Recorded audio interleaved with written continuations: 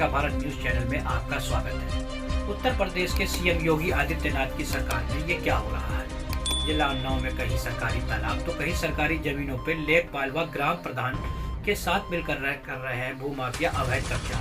मुख्यमंत्री fire brigade कहलाए जाने वाले बुलडोजर बाबा योगी आदित्यनाथ की सरकार में जिला उन्नाव में भूमाफियाओं के हौसले बुलंद हो रहे हैं। कभी सरकारी तालाब तो कभी सरकारी जमीनों पर भूमाफियाओं व लेखपाल ग्राम प्रधान के साथ मिलकर कर रहे हैं अवैध कब्जा।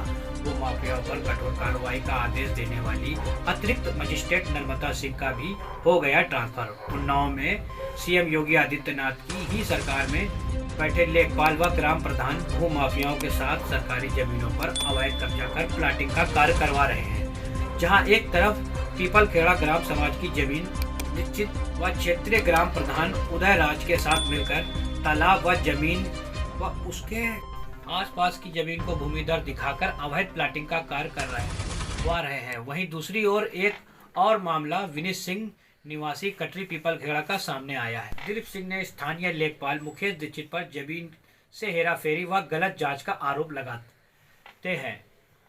आज का भारत न्यूज से उन्नाव ब्यूरो राजेश भारतीय की खास रिपोर्ट। क्या नाम है आपका? मेरा नाम विनीत सिंह है। आपने फ़ोन करके बुलाया है, क्या कारण है, किस बेस पे बुलाया आपने? कारण भाई साहब ये है कि मैंने बैनामा कराया था 4 अगस्त 2022 को कुमारी सीता से, जिसमें 2022 से मैं जो है उसने मुझे पोजीशन दे दिया था और उसको मैंने उस ज़मीन को मैंने जो है पिलर्स और कांटों से कटीले तार से घिरवा दिया था। ये 23 तारीख को मैं उसमें जो सीमेंटेड वॉल होती है मैंने उसका काम चालू करवाया। तो वहाँ मौके पर जो है बबलू साहू, राजेश शुक्ला और तमाम लोग तकरीबन 40 से 45 लोग आए और मेरे कर्मचारी हैं, केयर टेकर हैं, वो वहाँ पे काम करवा रहे थे। उन पे दबाव बना करके वो काम बंद करवा दिया और मैं अपना नंबर देगा मेरे केयर टेकर को। रात में मैंने इनसे बात की, ये बोले कि मैं बैनामा आपको भेज दूंगा। रात में 10 बजे तक मैंने इनसे बात की राजेश शुक्ला जी से कि आप अगर आपके पास कागज है आपने काम तो बंद करा दिया। और उस दिन ना पुलिस आई, केवल जो गुंडा टाइप के लोग हैं शहर के अंदर उनको ले जा करके दबाव बना करके काम बंद करा दिया। अगले दिन फिर हमने काम चालू कराया, जितना काम उस दिन करा पाए तो उसके आगे काम स्टार्ट हुआ। फिर ये जो है फिर ये लोग आ गए उस दिन, इन्होंने फिर काम बंद कराया, तब भी प्रशासन की तरफ से कोई नहीं आया। तो मैंने छोड़ दिया वहीं पे वो काम जो है। फिर क्या हुआ, अगले दिन था यहाँ संपूर्ण समाधान दिवस, उसमें इन लोगों ने प्रार्थना पत्र डाला या किसी और से डलवाया, वो मेरे संज्ञान में नहीं है। तो वहाँ पे ये मुकेश दीक्षित लेखपाल और जो है जो कानून को है मैं परिचित नहीं हूँ, वो वहाँ पे गया, ऐसा मुझे सूचना मिली।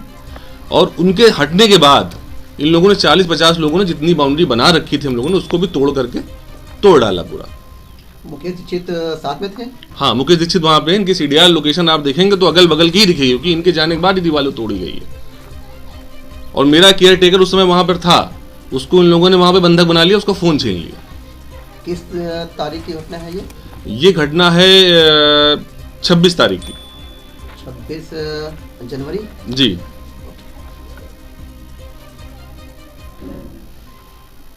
और जो है उसके बाद मैं लगातार जो है प्रशासन के चक्कर लगाता रहा। मैंने जो है कोतवाल गंगा घाट को जो तहरीर दी, एसपी उन्नाव को तहरीर दी और पुलिस ये बात कहकर टालती रही मामला राजस्व का है। कोतवाल जो है दिन भर इनको ऑडियो सुनाते रहे कि जो आपकी ज़मीन जिस पे आपने निर्माण कर रखा था वो गाटा संख्या 45 है, ये लेखपाल बोल रहा है रिकॉर्डिंग में। तो पुलिस न्यूट्रल हो गई, पुलिस का मेरा मामला ही नहीं है, आपने गलत जगह निर्माण कर लिया। अब अगर मान लीजिए मैंने गलत जगह निर्माण कर लिया है तो मेरी ज़मीन कहाँ है ये तो बताएंगे। तो उसके बाद मैं क्या हुआ, मैंने अगले दिन जो है एसडीएम महोदय का समय लिया। मैं समझ गया कि जो है बिना राजस्व के उच्च अधिकारियों के इन्वॉल्व हुए ये एफआईआर नहीं हो पाएगी। एसडीएम मैडम को मैं पूरी बात मैंने ब्रीफ करी कि इस तरीके से आपके कानून को लेखपाल और राजस्व के जो निचले स्तरीय कर्मचारी हैं उनकी मिली भगत के कारण जो है ये दीवार तोड़ी गई है।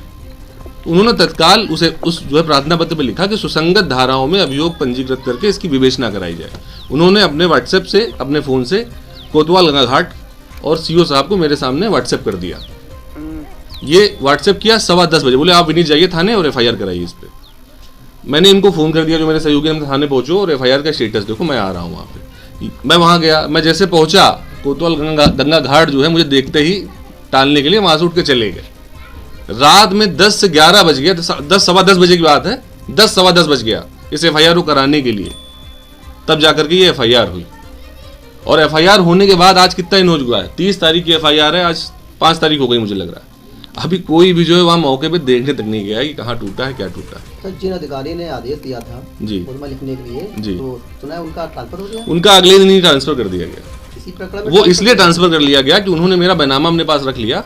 बोले विनीत जी ऐसा है कि मैं दूसरी पार्टी का भी बैनामा मैं मंगाती हूँ, मैंने अभी देखा नहीं है। उन्होंने बैनामा डिमांड किया होगा, अगले दिन किसी न किसी के प्रभाव में वो ट्रांसफर करा दिया गया उनका। और क्या क्या दिक्कतें आ रही हैं आपको? अब दिक्कतें इसमें भाई साहब ये आ रही है कि तमाम तरह के भी एक प्रार्थना पत्र पड़ा हुआ है, उसके लिए भी जो है आज वो एक प्रशासनिक एक पुराना मामला था 14-15-20 का। मेरे पिताजी और उनके कुछ मित्रों की ज़मीन थी जिस पे कुछ जो है इसे भूमाफिया टाइप के लोगों का जो है इंटरफेयर था, तो प्रशासनिक पैरोकारी मैंने उसमें की थी और उसमें प्रशासन ने मुझे मदद करके उसमें बाउंड्री वाल बनवा दी थी हम लोगों की। अब एक डमी आदमी इन लोगों ने खड़ा किया है और उस डमी आदमी के फेवर में जो है लेखपाल मुकेश दीक्षित ने रिपोर्ट लगाई है, जबकि पूर्व के प्रार्थना पत्र आप देखेंगे तो उस प्रार्थना पत्र में उस व्यक्ति का नाम ही नहीं। अब इसको चलने दीजिए, आगे प्रकरण खुलता है तो फिर मैं आपको पूरी डिटेल के साथ में इसकी ब्रीफिंग करूंगा। सुना है कि ये भू माफिया जो कर रहे हैं, प्लाटिंग कर रहे हैं जाके जी, तो उसके आप वाले मामले में भी वो पड़े हुए हैं क्या इस मामले में? भैया पूरा ये मुकेश दीक्षित जो लेखपाल है राजस्व की, मैं बार बार बोल चुका हूँ, राजस्व के अंदर जो निचले स्तर के कर्मचारी विशेषकर ये मुकेश दीक्षित, इसकी पोस्टिंग है हसनगंज में। आप जो है DM मैडम से ये पूछिए कि इसको सदन में क्यों लगा रखा है, किसके कहने पे लगा रखा है। एक जो है बड़े अधिकारी ने, उप जिलाधिकारी ने जो है आदेश दिया कि इस पर सुसंगत धाराओं में अभियोग पंजीकृत किया जाए, उसको आपने तत्काल अगले दिन हटा दिया। और ये लेखपाल क्यों नहीं हट रहा है, जब इतनी खबर चलने के बाद भी जो नहीं हट रहा है, ये क्यों नहीं हट रहा है वहाँ से? सर, आपकी खबर कुछ तथाकथित पत्रकार चलाई ने आपको भू माफिया कहने, इस संबंध में आप क्या कहना चाहते हैं? देखिए, ये पूरा जो नेक्सस है भू माफियाओं का, ये तहसील के निचले स्तर के अधिकारियों को, पत्रकारों को और पुलिस के निचले स्तर के सिस्टम को मिला करके पूरा एक सिंडिकेट है। इसमें उच्च अधिकारी इन्वॉल्व नहीं है, उन तक ये बात ही नहीं पहुंच पाती कि एक्चुअल मामला क्या है। ये जो ब्रीफ कर देंगे, जैसे SDM मैडम को इन्होंने बताया था वहाँ धारा वो गाटा संख्या 45 और विनीत सिंह ने जबरदस्ती वहाँ पे अवैध निर्माण कर लिया है। अब मुझे ये बताइए, जब वहाँ 1 साल पहले से काबिज था, तब इन लोगों ने प्रार्थना पत्र क्यों नहीं डाला? तब ये लोग कहाँ थे? और इसी जमीन के संबंध में जो मैं मान लीजिए विक्रेता हूँ, मैं क्रेता हूँ और विक्रेता ने मुझ पर गंभीर धाराओं में मुकदमा लिखा रखा है, और वो विक्रेता भी कहीं ना कहीं इनसे इन्फ्लुएंस्ड है कि उसको पैसा नहीं मिला। अब उसको पैसा नहीं मिला, ये जमीन में इन लोगों को चाहिए। कहीं ना कहीं इस तरह के फर्जी मुकदमे 3-4 लगा करके ये सामान्य आदमी पे दबाव बनाते हैं कि वो डर करके इनके हाथ में जमीन होने पौने दाम पे बेच के छोड़ के चला जाएगा। कि योगी आदित्यनाथ जी ने बोला हुआ है कि जो भी भू माफिया हैं और जो जमीनों को हड़प रहे हैं या जमीनों को जबरदस्ती कब्जा कर रहे हैं और फिर उसमें प्लाटिंग कर रहे हैं, तो उन पर कार्रवाई की जाए, ऐसा योगी आदित्यनाथ जी बोल चुके हैं। उसके बावजूद भी जो प्रशासनिक अधिकारी हैं और जो नेतागण हैं आखिर वो उनके आदेशों का पालन नहीं कर रहे हैं, उसके विषय में क्या कहना है आपको? देखिए, योगी आदित्यनाथ जी, मेरी जानकारी में जितनी मेरी सोच समझ है उस हिसाब से जो है सबसे ईमानदार जो है मुख्यमंत्री होंगे उत्तर प्रदेश के लिए। समस्या कहाँ पे आ रही है, वो जो चाह रहे हैं उसकी कंप्लाइंस कैसे होगी? आप अधिकारी का तो ट्रांसफर कर देते हो, SP बदल जाता है 6 महीने में, DM बदल जाता है 6 महीने में, SDM बदल जाता है 15 दिन में। ये लेखपाल क्यों नहीं बदल पा रहा है? ये हसनगंज तहसील में इसकी पोस्टिंग है और तमाम तरह के इसके ऊपर गंभीर अपराध में मैंने अभी कम से कम 10 RTI डलवाई हैं पिछले 4 महीने के अंदर। जहाँ इसने रिपोर्ट लगाई है तो उस पर भी हम लोग काम करेंगे। अब तो मोर्चा खुल ही चुका है। तो ये 5-5 सालों से ये इनका गृह जनपद भी जो है उन्नाव है, उसके बाद इनकी जो है तहसील हसनगंज में इनकी पोस्टिंग है और अटैच किए गए हैं सदर में।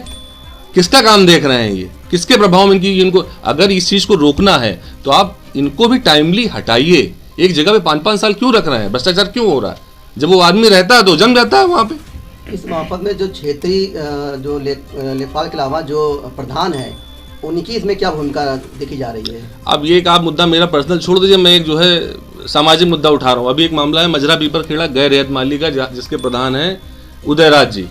उदयराज जी ये प्रधान वगैरह सब उस सिंडिकेट का हिस्सा, सबको चाहिए पैसा। ग्राम समाज की 3 से 4 पट्टे वाली जमीनों पर इन लोगों ने भी काम कर लिया। अभी आपकी जानकारी में बताऊं, लेखपाल मुकेश दीक्षित को 5 लाख रुपए दिए गए हैं और वो तालाब पट रहा है। आप लोगों ने उस पर शायद खबर भी चलाई हो, लेकिन उसमें कुछ होगा नहीं क्योंकि ग्राम प्रधान उसमें इन्वॉल्व है।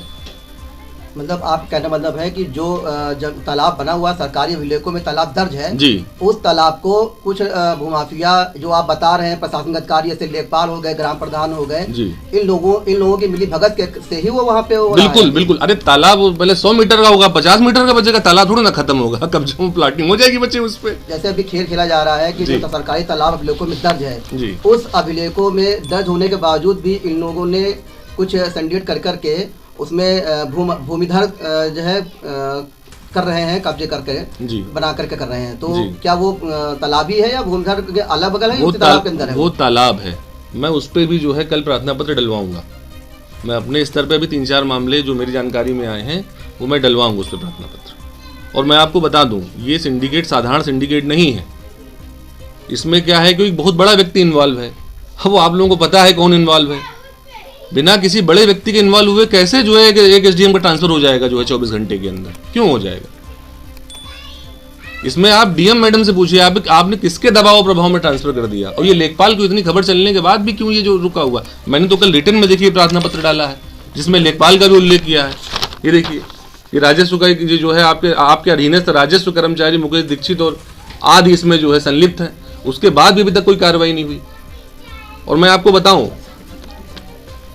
बताऊं, मैंने इस मामले में मैं समझ चुका हूं मुझे जिले स्तर पर बहुत ज़्यादा मदद नहीं मिल पाएगी, तो मैंने प्रदेश में जो प्रदेश की सारी गतिविधियां देख रहे हैं प्रशासन की, तो मैं उनका समय लेने का प्रयास कर रहा हूं।